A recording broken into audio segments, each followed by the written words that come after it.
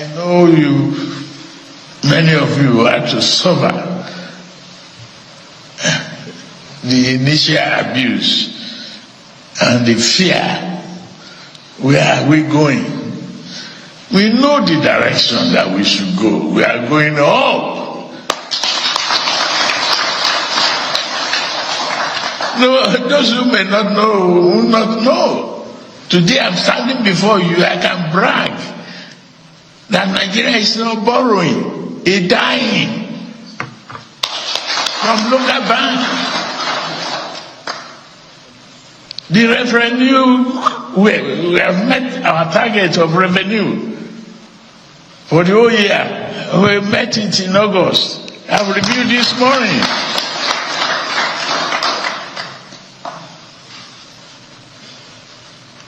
Non-oil. If non-oil revenue is going well, then we have no fear of whatever Trump is doing. This is by far the brutal truth. We are so focused on the federal government that we forget that part of the people who play critical role in development, in fact, the people who play the most role in our development is actually the governors. Dear brothers and sisters, yes, I am in charge here today, but you are running a constitutional democracy. I will appeal to you to summon the governors.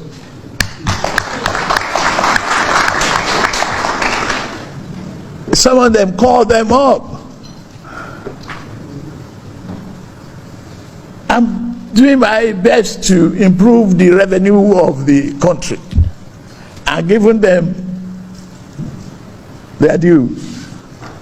But they must equally be sympathetic to the populace, and they must consider the need of the local people. People reside in the local government. People are in the local community.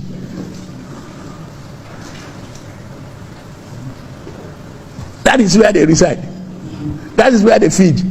That is where they garden. That is where they cook. That's where they farm. If the local government are not free, and the leaders don't hang on to the number. We have 774 local government. It's just a number. Is it effective?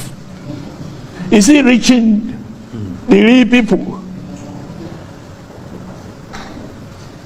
Who is being held accountable for this money?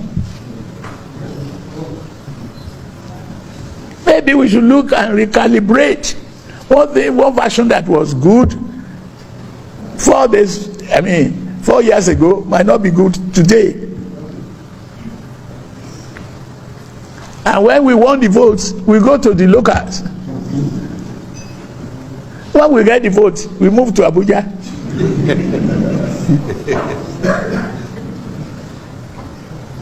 I think we have to collectively join hands. I need for you to get us a committee of people that can really embark on the campaign for our value to change.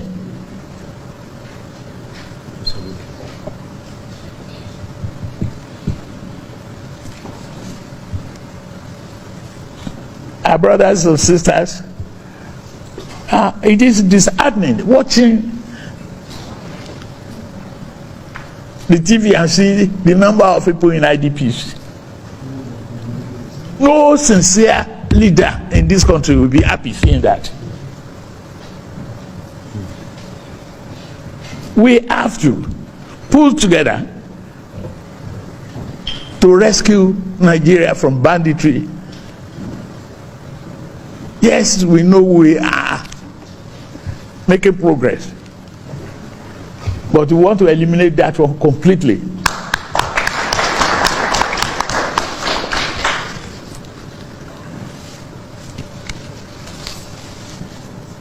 the food security cannot be achieved without putting in place the needed security. And we must work on that together. For example, there's a big economy that is being a problem to Nigeria. The livestock and animal husbandry. Ordinary dairy farm can grow an economy. Not to talk of yogurt and many other things that can come from animal. Talk to the governors. Let them make lands available. Talk to others to collaborate with, the state. The lands are in the hands of the state governors. They can make provision for it. We are ready to put funds in place to help the herders rear their animal in a very, very, very polite way. We can do it, and we are going to do it. If Brazilians are doing it, if they are doing it in Holland and other places, we can do it.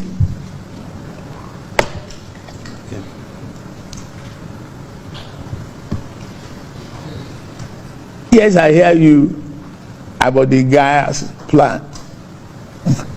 The cash flow is a problem. We are taking revolutionary, steps to really improve our gas output, and that is why we separate gas from oil. Now, our flaring is going down, and if we can invest in the AKK, we will arrive at our destination earlier than expected. You are not wrong in making that request. It is an investment that is worth our while. It's worth our risk. But we have convulsion of needs.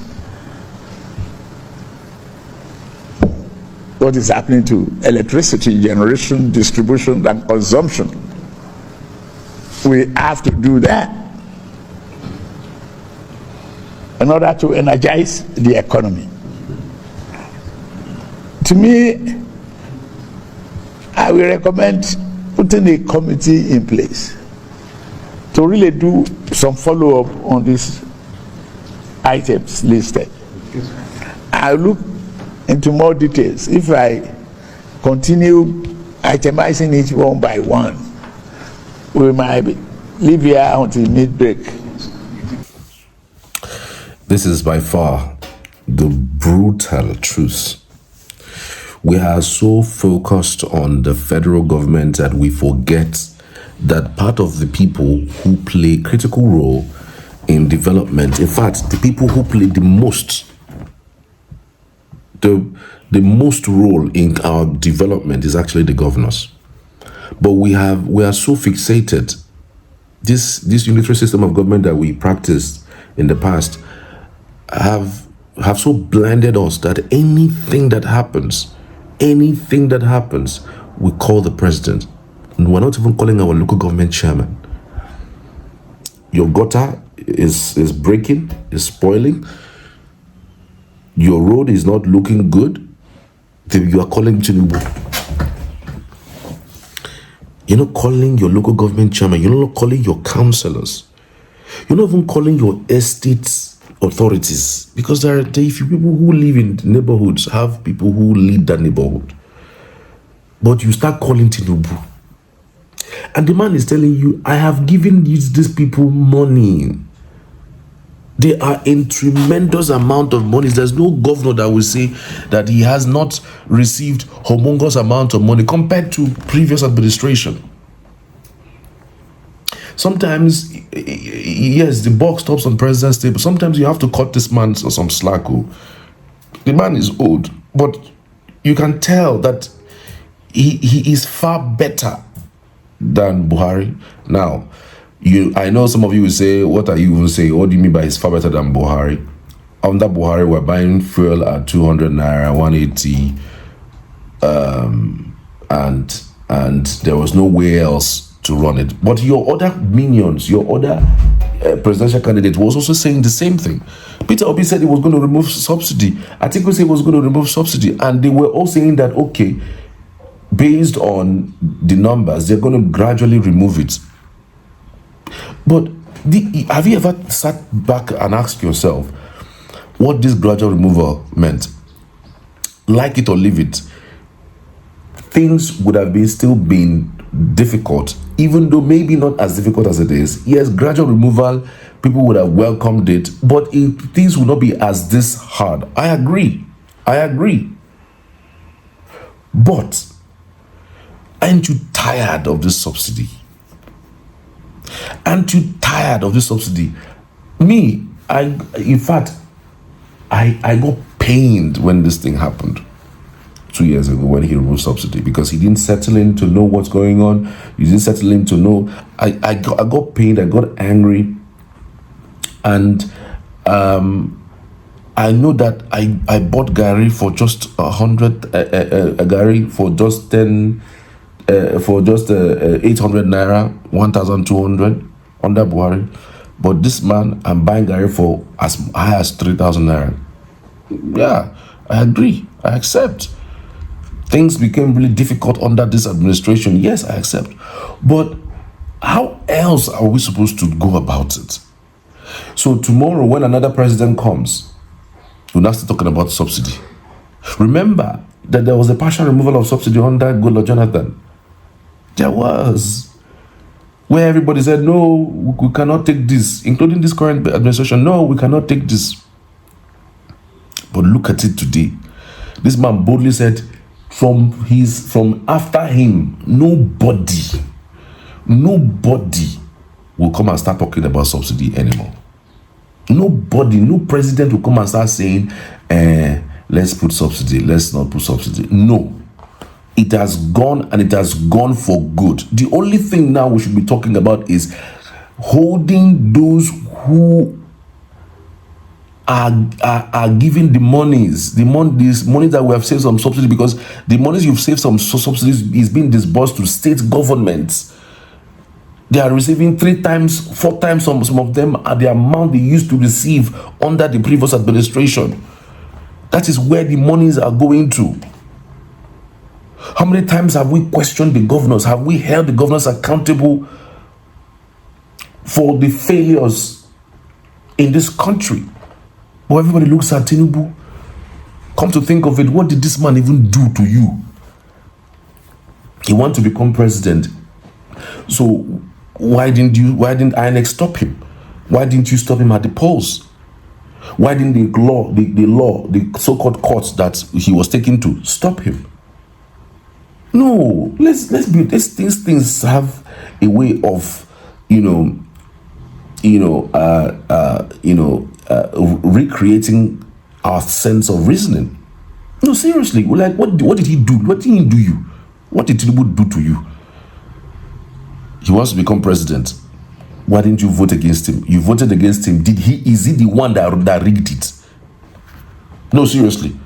Does Tinubu have the capacity to rig an election? No, take a look at the 2023 election. He didn't have any paraphernalia of government. In fact, the government of the day did certain things, introduced policies that were skewed against him. The Naira swap thing was against him. People hated the APC more. Tell me what did the government at that time did not do to stop him? Come on now. So was he in charge? What did he that you like, guys? He wasn't. Who rigged it? So why are you not holding the person who so-called, let's even assume without conceding? Is it the one why would it be in Lagos and rig the elections? How? And then you claim, oh, he paid money and gave money. He gave money, okay, why did the person who collected the money allegedly collected the money to rig? So why are we pushing our thinking, our brain, our anger to him? He didn't have the capacity. He didn't put himself there. People actually voted for Tinubu. And the same thing was going to happen in 2027. So please, this is the brutal truth he has told you. The governors have more monies now. Call out your governors. Invite them. Tell them your problems, because there's largely there's limit to what the president can do for you, frankly. And that is the truth. There's a limit. Tell me what you think. I'd love to hear from you.